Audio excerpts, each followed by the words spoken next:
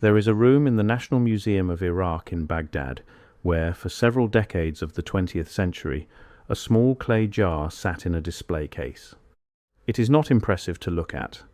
Roughly 13 centimeters tall, the size of a coffee mug, made of bright yellow terracotta. Its neck has been partially removed. Inside it, rolled into a cylinder, is a sheet of copper. Inside that copper cylinder is a single iron rod. The rod is suspended centrally, held in place by a plug of bitumen, a natural asphalt, which also seals the top of the copper tube. The base of the copper cylinder is capped and crimped shut.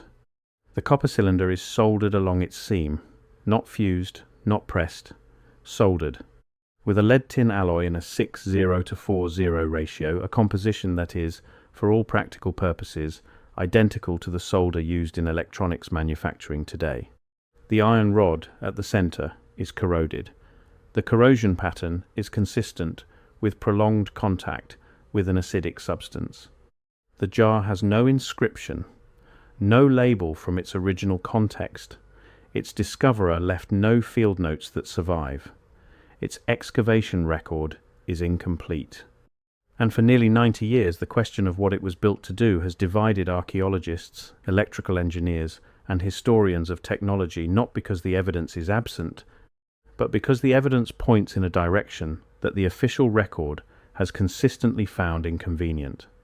The jar sits, or sat, at the intersection of two histories, the history we teach and the history the object itself suggests. I found this because I was looking for something else entirely. Here is the mainstream account, stated as fairly as the evidence allows. In 1936, workers excavating near the village of Kujut Rabu, southeast of Baghdad, came upon a group of unusual clay vessels. The site lay close to Ctesiphon, the ancient capital city of the Parthian Empire, which controlled Mesopotamia from roughly 150 BCE to 223 CE, and later the Sasanian Empire, which held the region until 650 CE. The jars were transferred to the National Museum of Iraq in Baghdad. 2 years later, Wilhelm König, a German archaeologist serving as director of the museum's laboratory, encountered the jars in the collection. He studied them, wrote a paper in 1,938 inches, the journal Forschungen und Fortschritt, titled, translated, A Galvanic Element from the Parthian Period, and proposed that they might be ancient electrochemical cells, primitive batteries. The paper, published as Europe descended toward war, went largely unread outside German academic circles. The mainstream archaeological community today does not accept König's battery hypothesis. The consensus, represented by scholars at the British Museum and at major Near Eastern archaeology programs, holds that the jars most likely served as containers for sacred scrolls, religious objects, or magical texts. Similar jars found at the nearby sites of Seleucia and Ctesiphon contained decomposed papyrus rolls. The copper and iron assembly, under this reading, was simply a structural feature, a way of protecting fragile contents from moisture or vermin. That account is true as far as it goes, but it is incomplete in ways that matter. The scroll container explanation accounts for the ceramic shape. It does not account for the solder. It does not account for the acid corrosion on the iron rod. And it does not account for the fact that when you fill a replica of this jar with a mild acid vinegar, grape juice, copper sulfate, it generates electricity. That is where the official story ends. That is where this one begins. In 1940, an electrical engineer named Willard F. M. Gray, working at the General Electric High Voltage Laboratory in Pittsfield, Massachusetts, read a summary of König's hypothesis in an American publication. He decided to test it. Gray built a replica of the Baghdad jar using König's published dimensions. He filled it with a copper sulfate solution. Copper sulfate dissolved in water creates a mildly acidic electrolyte. He connected the copper cylinder and the iron rod to a measuring instrument. The device produced approximately 0.5 volt of electrical current. This is not a large amount of power. Half a volt is roughly one-third the output of a modern AA battery, but it is measurable, reproducible, and real. Gray reported that the replica worked quite well for a short time. The experiment was documented, though given the war years, it attracted little widespread attention. That experiment was repeated. In 1978, Arne Egebrecht, at the time a director of the Rumer Pelazius Museum in Hildesheim, Germany, built his own replica and filled it with freshly pressed grape juice, reasoning that this was a substance ancient craftsmen would have had ready access to. His replica generated approximately 0.87 volts. Using that current, Egebrecht claimed to have deposited a thin layer of gold onto a silver statuette, a process called electroplating. The claim regarding the electroplating has since been disputed. Paul Craddock of the British Museum noted that the gold layer achieved was only around 100 nanometers thick, 1/10,000th of a millimeter, and that the objects König originally believed were electroplated now appear to have been fire-gilded using mercury, a well-established ancient technique. Craddock stated plainly, "There's never been any irrefutable evidence to support the electroplating theory." He is right, and that is an important caveat. But here is what the records actually show. The object produces electricity regardless of whether electroplating was the purpose. The voltage is not the question in dispute. The intent is. In 2005, the television program Mythbusters constructed 10 replica jars, wired them in series, and charged them with lemon juice. Connected in sequence, the 10 jars produced approximately 4 volts, enough to electroplate a small medallion, and, as one participant found, to deliver a measurable shock through a moistened contact point. The individual replication by Gray in 1940, the Egebrecht replica in 1978, the university experiments conducted under Dr. Marjorie Senecal, professor of the history of science and technology at Smith College, who said, and this is a direct quote, "I don't think anyone can say for sure what they were used for, but they may have been batteries because they do work." They work. That part is not in dispute. What is in dispute is whether the people who built them knew they worked. Here is the part I keep returning to. The standard rebuttal to the Baghdad Battery hypothesis is not that replicas fail to generate electricity. They demonstrably do. The standard rebuttal is that there is no evidence the ancients knew what they had produced.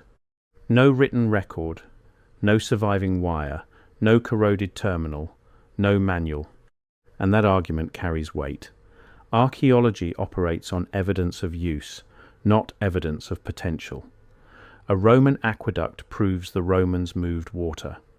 A 2,000-year-old clay jar that could generate electricity does not prove that anyone used that electricity.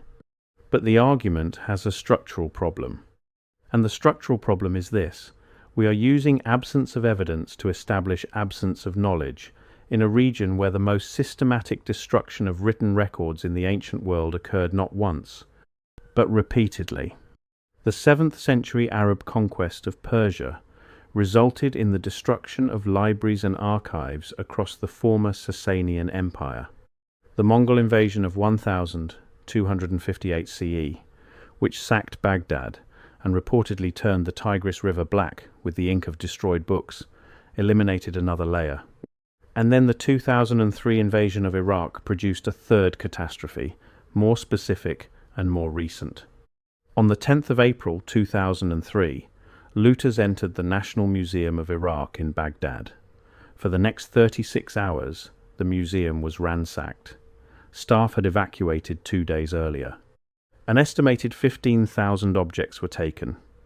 As of the most recent accounting, more than 8,000 remain unrecovered. Some of the original Baghdad Battery jars, at least 12 such vessels, had been catalogued, were among the objects in the museum at the time. Their current whereabouts are unknown. Now, is this a suppression? In the dramatic sense, a coordinated effort to conceal ancient electrical knowledge? No. The evidence does not support that reading, and this channel does not make that argument. This is not a conspiracy in the dramatic sense. It was something more durable than a conspiracy. It was convergent interest. The interest of wartime disruption in 1940, which buried König's published paper before it could enter mainstream academic debate. The interest of a post-war archaeological establishment that had already categorized the jars as religious artifacts and had little professional incentive to revisit that categorization. The interest of a historiographic tradition that locates the invention of the battery in 1800 with Alessandro Volta, because that origin point anchors a clean, linear narrative of Western scientific progress. The obvious objection is that the archaeological consensus reflects the actual weight of evidence. No wires, no written instructions, no cultural context establishing that anyone in the Parthian Empire understood galvanic chemistry. That objection is correct. And it is also part of the argument.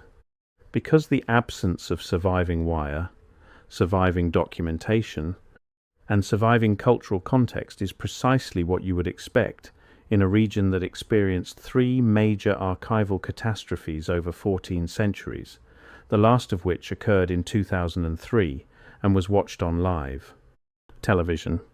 Dr. Paul Kaiser of the University of Alberta raised a related issue. He noted that Egebrecht used a more efficient, modern electrolyte in his experiments. Using vinegar alone, a substance readily available in ancient Mesopotamia, the voltage produced is feeble. This is legitimate, and it shifts the question from could it work to could it work well enough to be intentionally useful. Those are not the same question. What remains is the solder, a 6:0:40 lead-tin alloy on a 2,000-year-old clay jar. That specific ratio is not decorative, it is functional. It is the ratio that produces a solder with low melting point, high adhesion, and electrical conductivity. Whoever assembled this object knew something about materials. Whether they knew it produced electricity is a different question, but they built it as though they did. In 1938, a German archaeologist named Wilhelm König sat in a storeroom of the National Museum of Iraq. He had been in Baghdad since 1931, initially as an assistant to the museum's administration. By 1934, he was directing the laboratory. He was not primarily an electrical engineer. He was a trained archaeologist with an eye for anomaly. When he encountered the jar from Kujut Rabu, likely already in the museum's holdings, possibly misidentified or simply uncatalogued, he did not reach for a theory immediately. He studied the assembly. He noticed the solder. He noticed the geometry, iron inside copper, separated, suspended, sealed. He noticed the corroded rod. He published his paper in 1938. He titled it as a question, "A Galvanic Element from the Parthian Period." The question mark is still there in the original German. He was not declaring certainty. He was asking a question that the physical evidence seemed to demand. Then he became ill. He returned to Berlin. The war came. His paper circulated in a world with other preoccupations. König did not live to see the debate his question started. He died sometime after 1987. The exact date is difficult to establish in available records. He left behind a single published account of an artifact that electrical engineers would spend the next 60 years successfully replicating, and archaeologists would spend those same 60 years explaining away. The corroded iron rod at the center of the jar. That corrosion is not from age alone. The iron is oxidized in a pattern consistent with immersion in an acidic liquid. Something was in that jar, something reactive. Something that left a chemical signature on the metal and then evaporated over 2,000 years. What was it? The records do not say. König thought he knew. And then he was gone, and his jar was left in a museum, and then it was looted, and now no one can test the original to find out. The Baghdad jar is not the only artifact that follows this particular arc. In 1930, 6 years before the Kujut Rabu discovery, archaeologist Leroy Waterman of the University of Michigan was excavating the ancient trading city of Seleucia on the Tigris, directly across the river from Ctesiphon, approximately 25 miles south of Baghdad. His expedition, funded jointly by the University of Michigan, the Toledo Museum of Art, and the Cleveland Museum of Art, uncovered 4 clay jars. The jars were sealed with bitumen between 6 and 8 inches tall, and each contained a bronze cylinder with an iron rod. 3 of the 4 jars contained what appeared to be decomposed papyrus fiber. The 4th jar was upright and contained broken glass. In 1931, a German-American expedition at Ctesiphon found 6 more similar vessels. Some had bronze cylinders, others had iron nails or lead plates.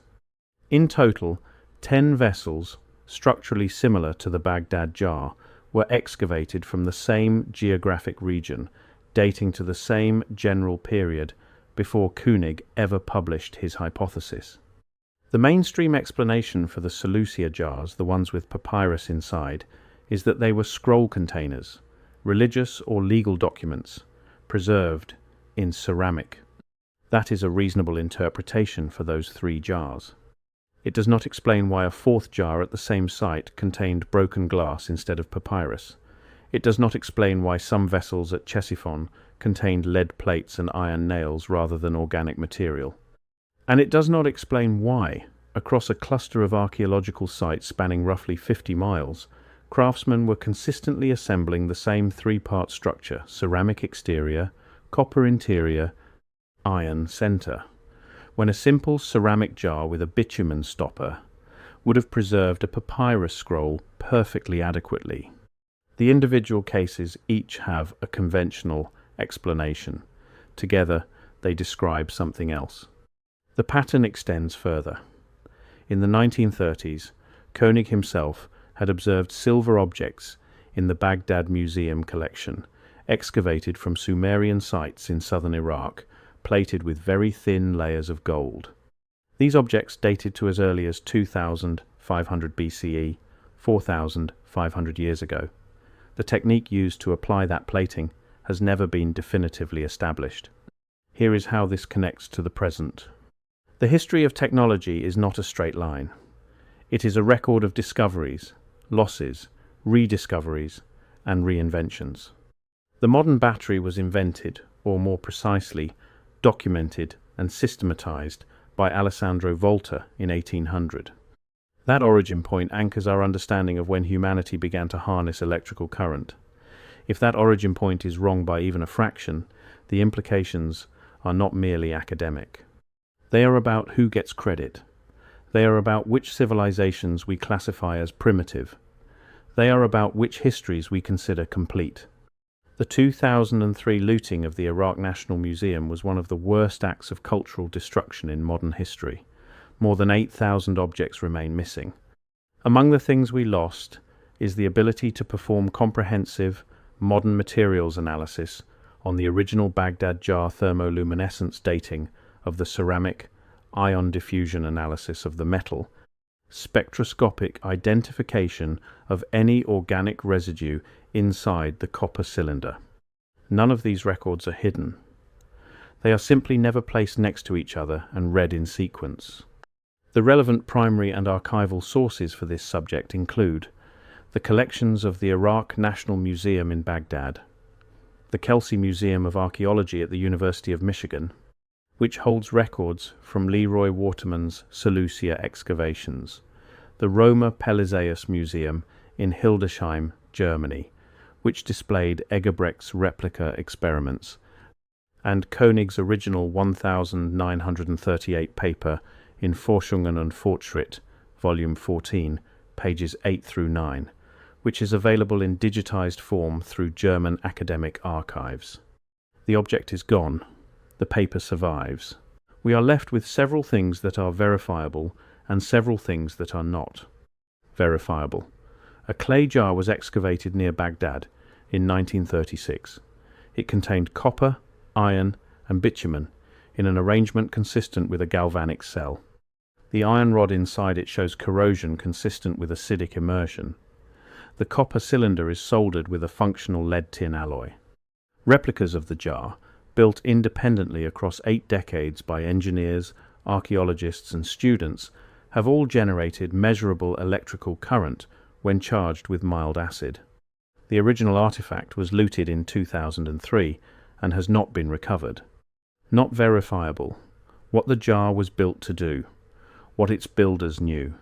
Whether it was ever connected to anything. Whether it was one device or part of a series.